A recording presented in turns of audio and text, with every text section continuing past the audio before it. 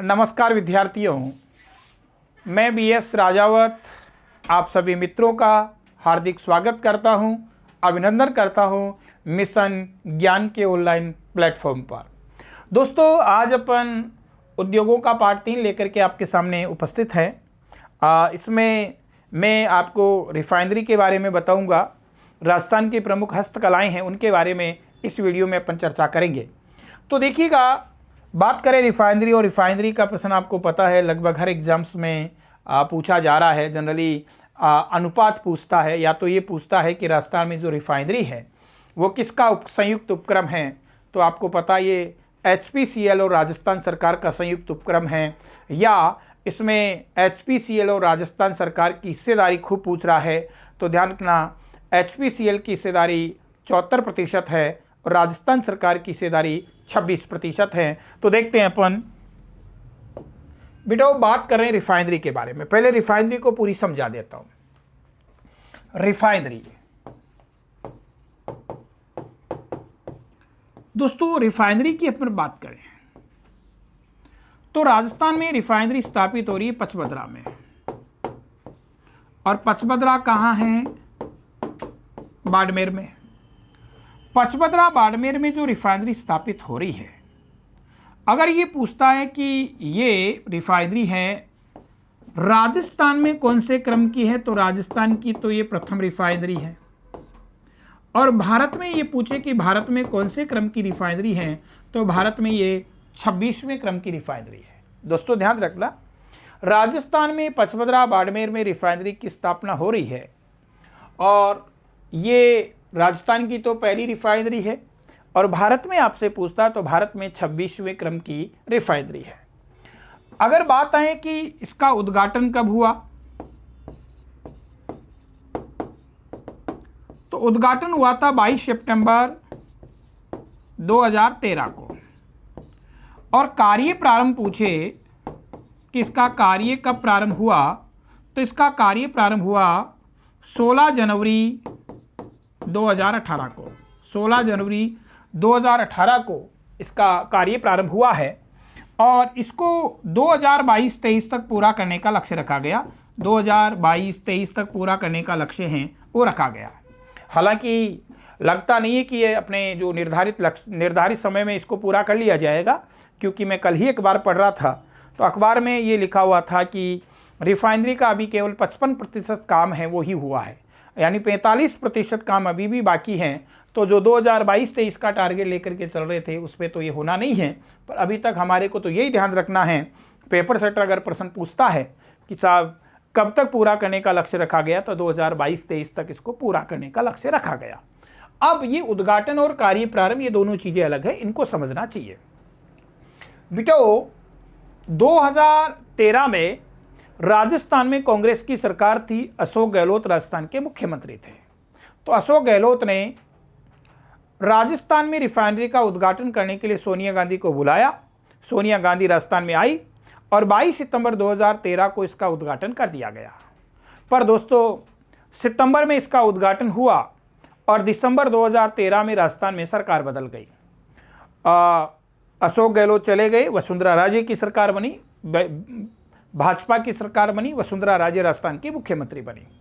तो जब वसुंधरा राजस्थान की मुख्यमंत्री बनी, तो वसुंधरा राजे ने HPCL कंपनी के साथ में साठगांठ की, क्योंकि ध्यान रखना, रिफाइनरी में जो पैसा लगा रहा है वो HPCL लगा रही, हिंदुस्तान पेट्रोलियम कॉर्पोरेशन लिमिटेड लगा रहा है। तो इसके साथ साठगांठ की। जब इसके साथ साठगांठ हो गई, समझौता हो गया, तो फिर वसुंधरा राजे ने नरेंद्र मोदी को बुलाया कि मोदी जी, आप राजस्थान में आइए और रिफाइनरी का उद्घाटन कीजिए। पर मोदी ने अपनी राजनीतिक परिपक्वता का परिचय दिया और ये कहा कि देखिए, इसका उद्घाटन पहले से हो चुका है, अगर हम इसका दोबारा से उद्घाटन करेंगे तो ये पूर्ववर्ती सरकार का अपमान होगा।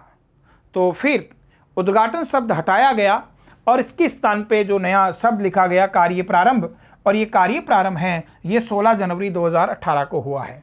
तो ध्यान रखना, उद्घाटन तो हुआ था 22 सितंबर 2013 को। किसने किया था?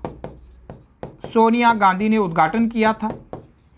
और बेटा, ये पूछे कि कार्य प्रारंभ कब हुआ, तो कार्य प्रारंभ है वो 16 जनवरी 2018 को हुआ है। और कार्य प्रारंभ करने वाले कौन है? नरेंद्र मोदी, नरेंद्र मोदी जी ने इसका कार्य प्रारंभ किया है।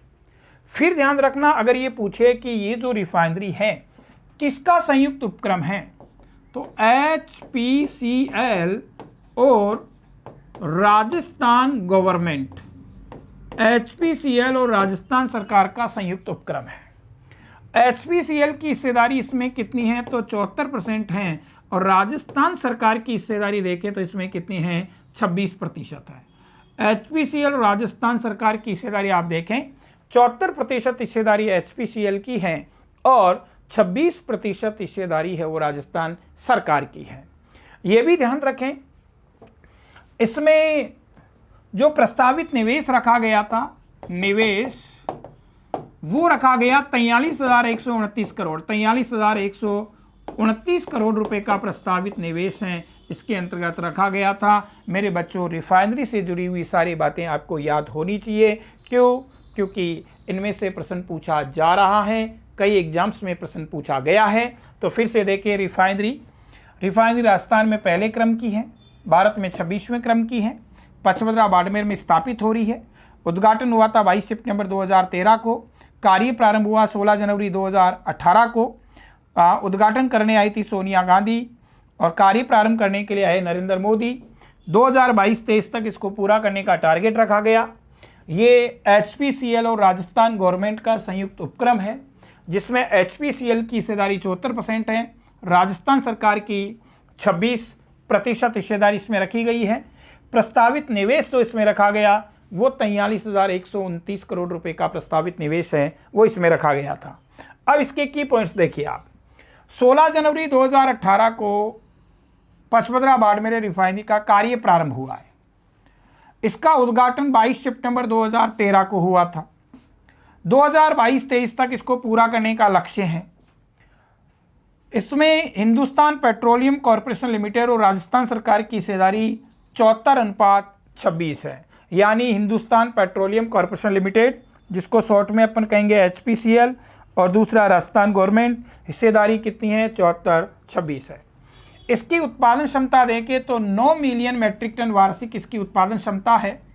इसकी जो अनुमानित लागत 43,000, इसकी अनुमानित लागत है वो 43,129 करोड़ रुपए इसकी अनुमानित लागत रही है। ध्यान रखें, ये रिफाइनरी से जुड़ी हुई जितनी भी महत्वपूर्ण बातें हैं, ये सारी की सारी बातें हैं वो आपको पता होनी चाहिए, क्योंकि देखा गया है विभिन्न एग्जाम्स में रिफाइनरी से जुड़े हुए प्रश्न हैं वो पूछे जा रहे हैं। फिर इसके आगे आप देखिए, कुछ की पॉइंट्स दिए हुए हैं। 1995 में गैर कृषि विकास निगम रूडा की स्थापना हुई। बेटा, ये राजस्थान में औद्योगिक विकास की एक संस्था है जिसका नाम है RUDA, RUDA, rural non farming development agency. RUDA की स्थापना हुई थी 1995 में। मुख्यालय इसका जयपुर में। और रूडा का काम क्या है? रूडा का काम है वो है ग्रामीण क्षेत्रों में लघु और कुटीर उद्योगों को प्रोत्साहन देना। बेटा जी, गैर कृषि, इसका हिंदी में कहेंगे ग्रामीण क्षेत्रों में गैर कृषि विकास अभिकरण। गैर कृषि का मतलब कृषि के अलावा। अब आपको पता है, गांव के जो लोग हैं, यानी हमारी ग्रामीण अर्थव्यवस्था है, इसमें भरण पोषण का पहला आधार है वो क्या है? भरण पोषण का पहला आधार है वो है मेरे बच्चों कृषि। पर आपको पता है राजस्थान में कृषि तो मानसून का जुआ है, कभी हो जाती है कभी नहीं होती है। तो ऐसी स्थिति में हमारे भरण पोषण का दूसरा कोई बेस होना चाहिए, और दूसरा आधार विकसित करने के लिए रूडा नाम की एक संस्था बनाई गई है, जिसका काम है ग्रामीण क्षेत्रों में लघु और कुटीर उद्योगों का विकास करना। फिर ये मैं आपको बता चुका हूँ, टपुकड़ा और खुसखेड़ा दोनों का अलवर में है। इनको राजस्थान का ऑटोमोबाइल जोन कहते हैं। क्यों कहते हैं? क्योंकि जापान की होंडा कंपनी है, इसने टपुकड़ा में तो मोटरसाइकिल और खुसखेड़ा में, टपुकड़ा में तो मोटरसाइकिल और स्कूटी बनाने और खुसखेड़ा में होंडा की कारें बनाने का जोन है वो स्थापित कर रखा है। फिर आप देखें, राजस्थान सरकार के द्वारा अक्टूबर 2015 में स्टार्टअप पॉलिसी प्रारंभ की गई। इसका उद्देश्य युवाओं में उद्यमिता का विकास करना। स्टार्टअप पॉलिसी 2015 की है और इसका उद्देश्य है जो यूथ है इसमें स्किल डेवलपमेंट करना, इसमें उद्यमिता का विकास करना, ये इसका प्रमुख उद्देश्य रहा है। राजस्थान की सूक्ष्म लघु व मध्यम उपक्रम नीति MSME है वो बेटा जी 17 दिसंबर 2019 की है। राजस्थान सरकार की वर्तमान सूक्ष्म लघु व मध्यम उपक्रम नीति है वो 17 दिसंबर 2019 की है। फिर हैं ये स्टार्टअप नीति 2015 में हुई है, ये तो पहले भी अपनी बात कर चुके हैं अपन।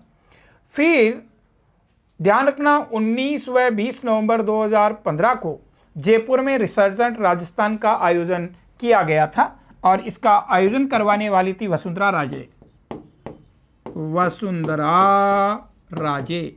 उद्देश्य था पूंजीपतियों को राजस्थान में पूंजी निवेश के लिए आकर्षित करना। फिर है इसमें जापान, सिंगापुर, इटली और दक्षिण अफ्रीका इसके भागीदार देश बने। इन देशों ने खास करके राजस्थान में पूंजी निवेश में अपनी इच्छा व्यक्त की है। फिर है राजस्थान की सबसे बड़ी नमक मंडी है वो नावा नागौर में है, इसकी बात मैं कर चुका हूँ। फिर है 29 मई 2014 को वसुंधरा राजे की अध्यक्षता में औद्योगिक सलाहकार परिषद का गठन किया गया था। तो ये सारे वसुंधरा के टाइम के प्रोजेक्ट हैं। फिर है राजस्थान में भारत का हाथकरघा प्रौद्योगिक संस्थान कहाँ है? तो राजस्थान में भारत का हाथकरघा प्रौद्योगिक संस्थान है वो बेटा हमारे जोधपुर में स्थित है, ये ध्यान रखने की बात है। उद्योगों का योगदान आप देखें तो राजस्थान की जीडीपी में उद्योगों का योगदान आप देखें तो आपका लगभग 30% के आसपास योगदान है। और राउंड फिगर में आप ध्यान रख लें, लगभग 30% योगदान है वो जीडीपी में उद्योगों का है। फिर हैं राजस्थान में MSME जानते हो ना आप, micro small and middle enterprises, सूक्ष्म लघु व मध्यम उपक्रम प्रशिक्षण है। ये 12 फरवरी 2016 को भिवाड़ी अलवर में स्थापित किया गया है, ये भी आपको थोड़ा ध्यान रखना है। फिर है बेटा राजस्थान की प्रमुख हस्तकलाएं, इनमें से प्रश्न पूछता है। तो हस्तकलाओं में देखिएगा, वैसे तो हस्तकलाएं लिखी हुई है, मैं बताऊंगा कोई महत्वपूर्ण चीज़ है वो भी मैं आपको साथ के साथ बताता चलूँगा। मसूरिया या डोरिया की साड़ियाँ, मसूरिया या डोरिया की साड़ियाँ कोटा की है और कोटा में भी पर्टिकुलर जगह पूछ ले तो कैथून कोटा। मसूरिया या डोरिया की साड़ियाँ कहाँ की है? कैथून कोटा की है। रंगाई छपाई उद्योग, तो राजस्थान में रंगाई और छपाई का प्रमुख केंद्र है सांगानेर व बगरू। राजस्थान में रंगाई और छपाई का प्रमुख केंद्र है वो सांगानेर बगरू है और ये सांगानेर बगरू कहाँ है? जयपुर में है। अजरक प्रिंट, अजरक प्रिंट कहाँ की है? अजरक प्रिंट बाड़मेर की है। अब यहाँ भी थोड़ा ध्यान रखना है, यहाँ एक बार पेपर सेटर विद्यार्थियों से चालाकी कर चुका है, ध्यान रखना। अजरक प्रिंट कहाँ की है? बाड़मेर, और बाड़मेर में भी बालोतरा। बेटा हुआ क्या, जनरली अपन पढ़ते हैं, हम भी पढ़ाते हैं अजरक प्रिंट बाड़मेर, अजरक प्रिंट बाड़मेर, पर एक बार पेपर सेट ने क्या किया, प्रश्न दे दिया अजरक प्रिंट, थर्ड ग्रेड में दिया हुआ प्रश्न अजरक प्रिंट, ए विकल्प दे दिया बाड़मेर और द विकल्प दिया बालोतरा। तो विद्यार्थी द विकल्प तक तो पहुंचा ही नहीं, क्योंकि पढ़ा हुआ था उसका बाड़मेर और पहला विकल्प मिल गया बाड़मेर, उसने टिक कर दिया बाड़मेर और द विकल्प दिया बालोतरा, जबकि वास्तव में अजरक प्रिंट है, इसका एक्चुअल जो केंद्र है वो कौन सा? बालोतरा। बाड़मेर तो जिला है, तो वह उत्तर कौन सा? बाड़मेर नहीं होना चाहिए था, वह उत्तर होना चाहिए था बालोतरा। तो बेटा ये ध्यान रखना है, केवल बाड़मेर दिया है तो बाड़मेर करना ही करना है, और अगर बाड़मेर और बालोतरा दोनों दिया है तो ऐसी स्थिति में आपको बाड़मेर डी करना है, आपको बालोतरा उत्तर करना है। यानी ऐसे प्रश्नों के चारों विकल्प आपको देखने चाहिए, क्योंकि पेपर सेटर बदमाशी कर लेता है। जाजम छपाई, जाजम छपाई चित्तौड़गढ़, और चित्तौड़गढ़ में भी पर्टिकुलर जगह पूछ ले तो आकोला। जाजम छपाई कहाँ की है? जाजम छपाई चित्तौड़गढ़ की है और चित्तौड़गढ़ में भी पर्टिकुलर आप देखें तो कहाँ की है? आकोला। अब आपके दिमाग में बात आ रही होगी जाजम क्या होती है? तो बेटा जो बड़ी वाली दरी होती है ना, उसको कहा जाता है जाजम। कई बार आप जब गांव में हो तो हमारे यहाँ शादी समारोह होते हैं, भात वगैरह पहना रहे हैं, तो गांव के बड़े बुजुर्ग हैं, ये कई बार ऐसा कहते हैं जाजम बिछाओ। तो जाजम किसको कहा जाता है? जो बड़ी वाली दरी होती है उसको जाजम कहा जाता है। और राजस्थान में जाजम छपाई कहाँ की फेमस है? आकोला चित्तौड़गढ़ की जाजम छपाई है वो फेमस है। थेवा कला, थेवा कला प्रतापगढ़ की है। और थेवा कला होता क्या है? थेवा कला बेटा कांच पर सोने के पानी से जो सूक्ष्म चित्रांकन किया जाता है उसको थेवा कला कहा जाता है। कांच पर सोने के पानी से जो सूक्ष्म चित्रांकन किया जाता है, जो सूक्ष्म चित्रकारी की जाती है उसको थेवा कला कहा जाता है। और थेवा कला कहाँ की है? थेवा कला प्रतापगढ़ की है। मीनाकारी, मूर्ति कला और ब्लू पॉटरी, ये तीनों कहाँ की है? जयपुर की है। मीनाकारी, मूर्ति कला, ब्लू पॉटरी, इन तीनों का प्रसिद्ध केंद्र है वो कौन सा? जयपुर है। बेटा जी एक तो ब्लू पॉटरी है और ब्लू पॉटरी से जुड़े हुए हैं वो कृपाल सिंह शेखावत हैं, आपने पढ़ा होगा। ध्यान रखना, ब्लू पॉटरी होती है, ब्लैक पॉटरी होती है, कागजी पॉटरी होती है। बेटा ब्लू पॉटरी, ब्लैक पॉटरी होती क्या है? चीनी मिट्टी के जो बर्तन होते हैं और उनके ऊपर जो बेल बूटी बनी होती है, उनके ऊपर जो चित्रकारी होती है उसको पॉटरी कहा जाता है। तो ब्लू पॉटरी तो कहाँ की है? जयपुर की। ब्लैक पॉटरी कहाँ की है? कोटा की। कागजी पॉटरी कहाँ की है? अलवर की। तो ब्लू पॉटरी, ब्लैक पॉटरी, कागजी पॉटरी ध्यान रखना अपन को।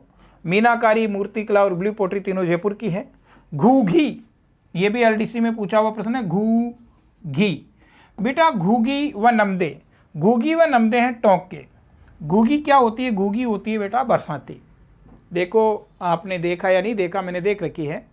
घूघी है ये ऊन की बनी होती थी। इसको सर्दियों में भी ओढ़ते थे और बारिश में भी ओढ़ते थे बेटा। या घुटनों के नीचे तक इसकी साइज़ होती थी। कई बार क्या होता है, जैसे गांव में बारिश आ गई, हमारे पास में बचाव का कोई साधन नहीं है तो अपन बोरी या कट्टे को यूं अंदर करके और ओढ़ लेते हैं। इस तरीके की घूघी बनी होती थी, इसकी लंबाई घुटनों तक होती थी। तो घूघी और नमदे ये कहाँ के हैं? टोंक के फेमस हैं। ये एलडीसी 2016 वाले एग्जाम्स में ये प्रश्न पूछा हुआ है। फिर आप देखिएगा ब्लैक पॉटरी, ब्लैक पॉटरी अपन कोटा की बात कर चुके हैं। कागजी पॉटरी, कागजी पॉटरी कहाँ की है? अलवर की है। टेराकोटा, ये भी पिछले ही एलडीसी में पूछा है कि टेराकोटा, तो बेटा ये नहीं पूछा टेराकोटा कहाँ का फेमस है। टेराकोटा मोलेला गांव का है और मोलेला गांव कहाँ है? राजसमंद में है। प्रश्न ये पूछा था टेराकोटा क्या होता है? तो टेराकोटा मिट्टी की पकी हुई मूर्तियां और जो बर्तन होते हैं, मिट्टी की पकी हुई मूर्तियां हैं, बर्तन हैं या खिलौने हैं, उनको क्या कहा जाता है? उनको टेराकोटा कहा जाता है। और टेराकोटा कहाँ का फेमस है? टेराकोटा मोलेला गांव राजसमंद का फेमस है, ये आपको ध्यान रखना है। उस्तकला, उस्तकला कहाँ की? उस्तकला बीकानेर की। और उस्तकला आप जानते हैं उस्तकला क्या होती है? ऊँट की खाल के ऊपर जो नक्काशी की जाती है, ऊँट की खाल पर जो नक्काशी की जाती है उसको उस्तकला कहा जाता है। कहाँ की है? बीकानेर की है। फिर है फड़ पेंटिंग। फड़ पेंटिंग कहाँ की है? फड़ पेंटिंग शाहपुरा की है। और शाहपुरा कहाँ है? भीलवाड़ा में। फड़ पेंटिंग शाहपुरा भीलवाड़ा की है। बेटा फड़ क्या होती है आप जानते हो? किसी लोक देवता या लोक देवी के जीवन वृत्तांत का या जीवन से जुड़ा हुए घटनाक्रम है, उसका कपड़े पर जो चित्रमय प्रदर्शन होता है उसको क्या कहा जाता है? फड़ कहा जाता है। तो किसी लोक देवता है, लोक देवी है, या किसी व्यक्ति का भी हो सकता है क्योंकि अमिताभ की भी फड़ बन चुकी हैं। तो किसी लोक देवता, देवी या किसी व्यक्ति के जीवन वृत्तांत का कपड़े पर जो चित्रमय जो चित्रण होता है उसको फड़ कहा जाता है। बेटा देखो कपड़े पर अगर चित्रण है तो फड़ है, और कागज़ पे अगर चित्रण होता है तो उसको पाना कहते हैं। ध्यान रखना, अपन दीपावली का पूजन करते हैं तो लक्ष्मी जी का क्या लगाते हैं? पाना लगाते हैं। घर में विवाह का आयोजन है तो गणेश जी का क्या लगाते हैं? पाना लगाते हैं। तो इतना सा ध्यान रखें, अगर कपड़े पे हैं तो फड़ हैं और कागज़ पे है तो पाना है। पिछवाई, पिछवाई ये भी अभी फर्स्ट ग्रेड में पूछा हुआ साहब कि राजस्थान में पिछवाई का प्रमुख केंद्र कौन सा है? तो पिछवाई का प्रमुख केंद्र है नाथद्वारा राजसमंद। पिछवाई होती क्या बेटा? मंदिर में मूर्ति के पीछे वाली दीवार पर जो पर्दा लगाया जाता है उसको पिछवाई कहते हैं। मंदिर में मूर्ति के पीछे वाली दीवार पे जो पर्दा लगाया जाता है उसको पिछवाई कहते हैं। और पिछवाई है, इसमें कृष्ण की बाल लीलायुक्त पर्दे होते हैं। कृष्ण भगवान की बाल लीलायुक्त जो पर्दे होते हैं उनको पिछवाई कहा जाता है, और ये मंदिर में मूर्ति के पीछे वाली दीवार के ऊपर लगाया जाता है। फिर है अब्रक की ईंटें। अब्रक की ईंटें कहाँ बनती है? अब्रक की ईंटें बेटा भीलवाड़ा में बनती हैं, इसीलिए ध्यान रखना भीलवाड़ा को राजस्थान की अब्रक नगरी भी कहा जाता है। भीलवाड़ा को राजस्थान की अब्रक नगरी भी कहा जाता है। फिर है राजस्थान में मार्बल मंडी। राजस्थान में मार्बल मंडी कहाँ है? तो राजस्थान में मार्बल मंडी है वो बेटा जी किशनगढ़ में है। राजस्थान में मार्बल मंडी कहाँ है? तो राजस्थान में मार्बल मंडी है वो कहाँ है? राजस्थान में मार्बल मंडी किशनगढ़ में है। इसके अलावा भी कुछ बातें अपन देखें।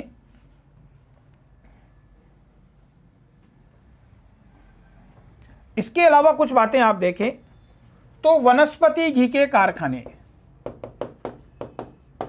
वनस्पति घी, तो वनस्पति घी के कारखाने कहाँ हैं? भीलवाड़ा में है। वनस्पति घी के कारखाने भीलवाड़ा में है, और मैंने अभी बताया था प्रथम कारखाना है, इसकी स्थापना हुई थी 1964 में। बेटा अगर बात करें कि इंजन छाप सरसों का तेल, इंजन छाप सरसों का तेल, तो इंजन छाप सरसों का तेल है वो कहाँ का है?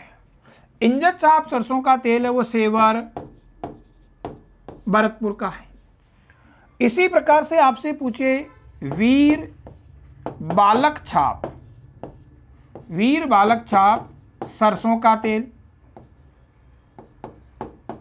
सरसों का तेल, तो वीर बालक छाप सरसों का तेल है वो कहाँ का है? तो वीर बालक छाप सरसों का तेल है वो बेटा जी जयपुर का है। इसी प्रकार से ध्यान रखना सिमको वैगन फैक्ट्री,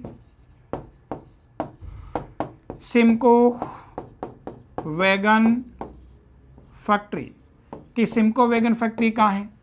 तो सिमको वैगन फैक्ट्री है ये भरतपुर में है।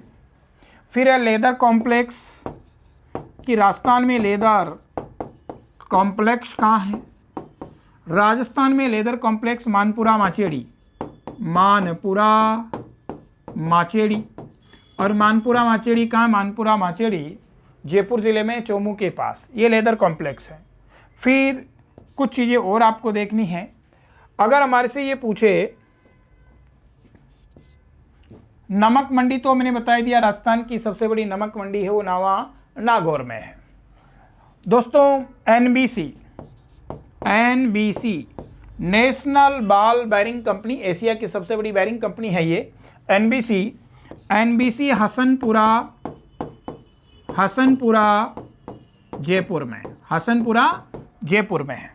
फिर है बिजली और पानी के मीटर, बिजली और पानी के मीटर, तो बिजली और पानी के मीटर है वो जयपुर मेटल्स जयपुर।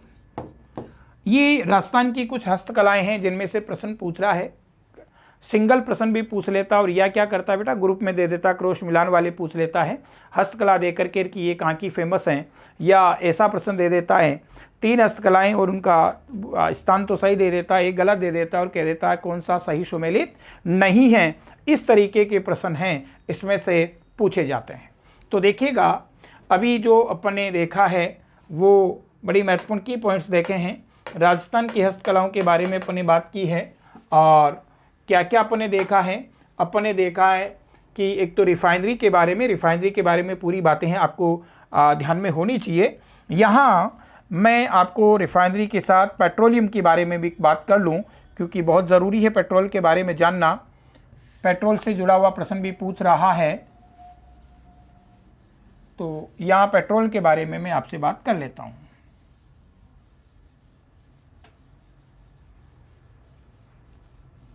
पेट्रोल के बारे में, क्योंकि बेटा वो प्रश्न पूछा गया एएसओ के एग्ज़ाम में कि पेट्रोल के पेट्रोल के भंडारण में भारत में राजस्थान राज्य का कौन सा स्थान है, ऐसा प्रश्न है वो एएसओ के एग्जाम में पूछा गया है। तो देखिए पेट्रोल की बात कर ले थोड़ा सा। पेट्रोल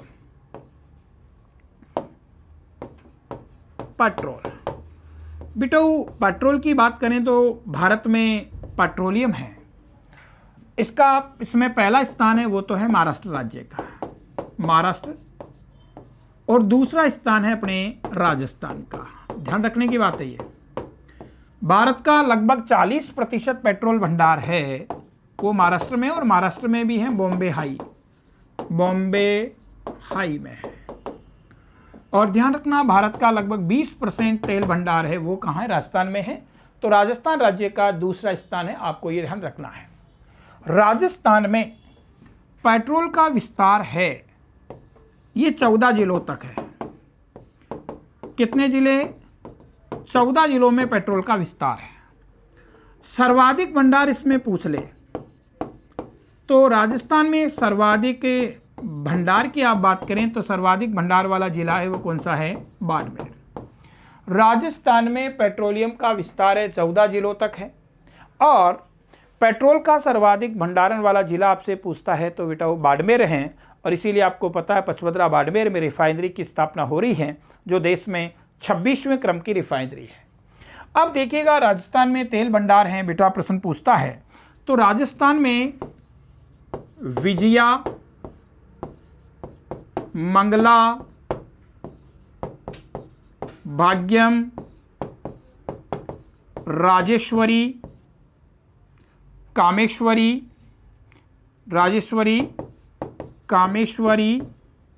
सरस्वती,